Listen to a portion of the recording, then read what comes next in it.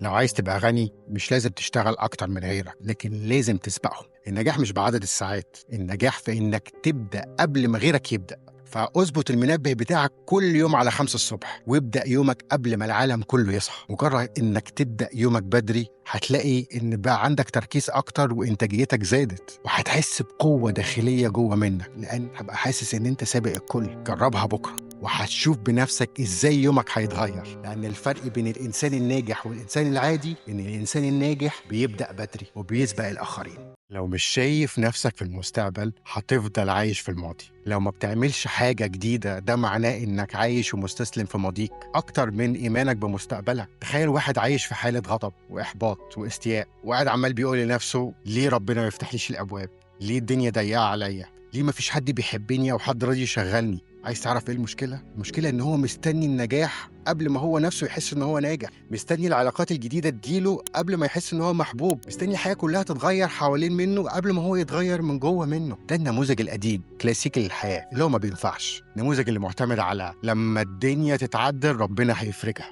لا، الحقيقة ان انت اللي بتخلق واقعك بإيدك مش العكس. التغيير بيبدأ من جواك مش من بره. أحيانا لما تكون مظلوم، مقهور، محبط، تفتكر إن أنت اتدفنت، مت، بس الحقيقة أنت اتزرعت في مكان جديد. ولو فكرت من الزاوية دي ممكن تلاقي إنها مش نهاية، دي بداية. وده مش قبر اللي أنت عايش فيه، دي تربة جديدة. ومش ضياع، ده تحضير ليك لانطلاقة كبيرة أقوى بكتير. فممكن تكون العقبة أو لحظة الضعف اللي أنت بتمر بيها دلوقتي هي اللحظة اللي من عندها حياتك ممكن تاخد شكل جديد للأفضل.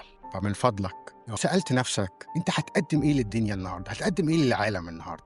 إيه نوع الطاقة اللي أنت هتنشرها؟ لو قدرت تحافظ على الحالة النفسية والعقلية دي استعد، لأن حاجات مش متعود عليها هتبتدي تحصل لك في حياتك كل يوم. وده مش سحر، ده قانون طبيعي، لأن المخ مصمم للإبداع. هو اللي بيربط ما بين العالم الخارجي اللي حوالين مننا والعالم الداخلي اللي جوه مننا. فلو عندك القدرة إنك تتحكم في نفسك وتفصل ما بين التأثيرات الخارجية وردود فعلك الداخلية عليك وتفضل ثابت وواعي، هتبدأ تلاحظ إن الظروف اللي حوالين منك بتتغير.